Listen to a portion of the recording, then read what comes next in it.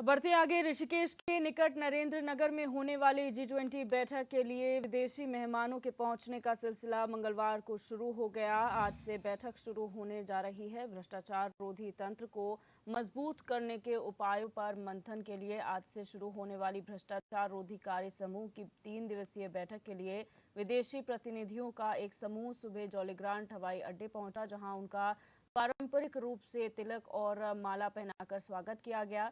बैठक के मुख्य एजेंडे के तहत G20 देशों के प्रतिनिधि अंतर्राष्ट्रीय भ्रष्टाचार रोधी तंत्र को मजबूत करने पर गंभीर मंथन करेंगे। इसके अलावा इस दौरान जहां विदेशी अतिथियों को गंगा नदी के तट पर होने वाली गंगा आरती का दिव्य और आध्यात्मिक अनुभव होगा, तो वहीं उन्हें नरेंद्र नगर के ओणी गांव जाकर पहाड़ के ग्रामीण लोगों के जीवन, रहन सहन और संस्कृति को नजदीक से समझने का भी मौका मिलेगा। उत्तराखंड के मुख्यमंत्री पुष्कर सिंह धामी ने कहा कि भ्रष्टाचार पर प्रभावी नियंत्रण के लिए प्रदेश में कई महत्वपूर्ण कदम उठाए गए हैं, जिनमें देश का सबसे कठोर नकल विरोधी कानून, भ्रष्टाचार की शिकायतों को दर्ज करने के लिए 1064 ऐप की शुरुआत, अपनी सरकार portal, e cabinet, e office, मुख्यमंत्री हेल्पलाइन 1905, सेवा का अधिकार और स्थानांतरण कानून की पारदर्शी व्यवस्था शामिल है।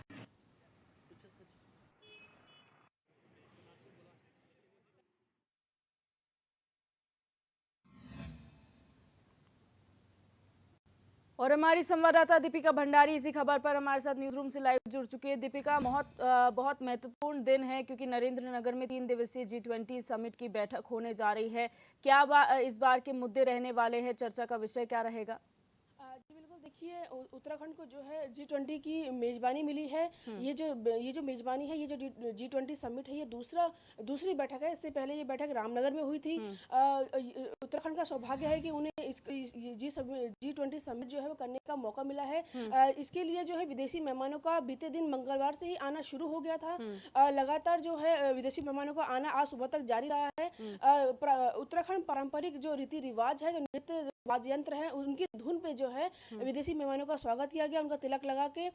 इससे साफ है कि विदेशी मेहमानों की जो तस्वीर सामने आई है, उससे ये साफ है कि उत्तराखंड की संस्कृति से वो काफी प्रभावित हैं। बात करें मुद्दे की, तो सबसे बड़ा मुद्दा ये दूसरी बैठक है G20 बैठक, इसमें एंटी करप्शन जो है विरोधी तंत्र जो है उसको लेकर के ये बैठक है कि आखिर भ्रष्टाचार पर कैसे रोक लगाई जाएगी इंटरनेशनल तौर पर, सिर्फ नेशनल नहीं बल्कि इंटरनेशनल तौर पर जो है भ्रष्टाचार विरोधी तंत्र जो है उसको कैसे मजबूत किया जाएगा, कैसे इस पर रोक लगेगी। क्योंकि आए दिन भ्रष्टाचार के मामले जो है सामने आ रहे हैं, वो भी छोटे मोटे नहीं बल्कि बड़े बड़े मुद्दे जो है वो सामने आ रहे हैं, जिससे कहीं ना कहीं देश की छवि, राज्य की छवि खराब होती है और साथ ही बड़ा नुकसान जो है वो भी राज्य को, देश को उठाना पड़ता है। तो इसको लेकर के ये बैठक जो है नरेंद्र नगर में होने जा रही है। ये बैठक जो है 3 दिवसीय होगी।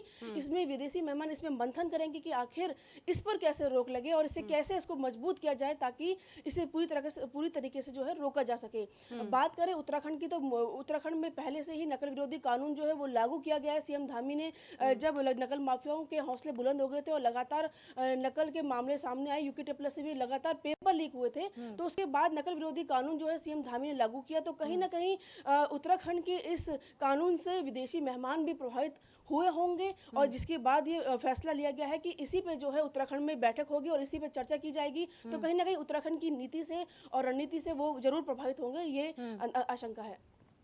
बिल्कुल दीपिका, और जहां तक बात रही G20 देशों के जो प्रतिनिधि यहां पर आ रहे हैं, क्योंकि हमने देखा है भ्रष्टाचार की अगर हम बात करें साफ तौर पर, तो भ्रष्टाचार में कहीं ना कहीं जो भी कानून बनाए जाते हैं उसके लूपहोल्स पहले ढूंढ लिए जाते हैं और कहीं ना कहीं लचर व्यवस्था देखने को मिलती है। ऐसे में अन्य देशों के मुकाबले इस देश में कैसे उस कानून को सख्ती से पालन कराया जाए, इसको लेकर भी यहाँ पर चर्चा की जानी है।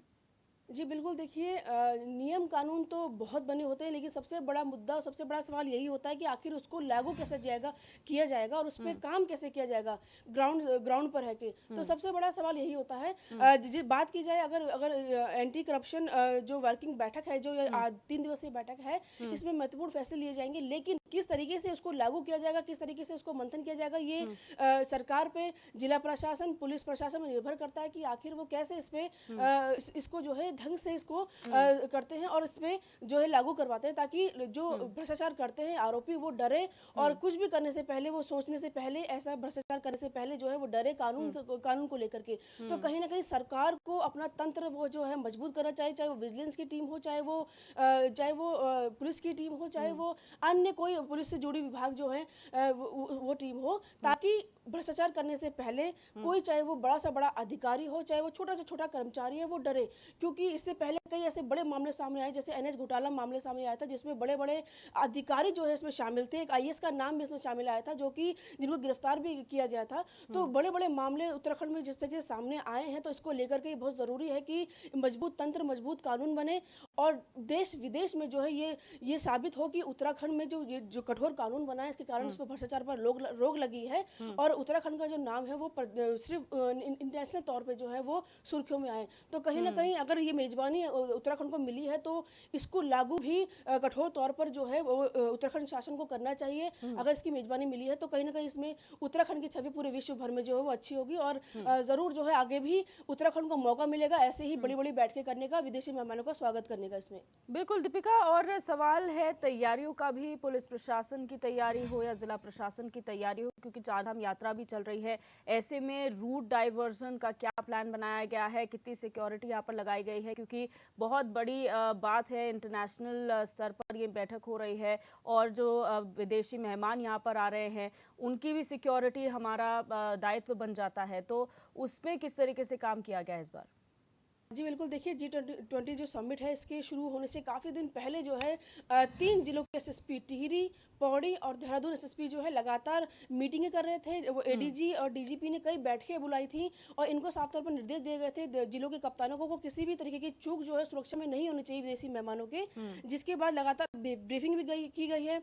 बात करें सुरक्षा व्यवस्था की, तो जौलीग्रांट एयरपोर्ट से लेकर नरेंद्र नगर जाने तक के रास्ते में पर्याप्त जो है पुलिस फोर्स लगाई गई है, कहीं भी चूक ना हो।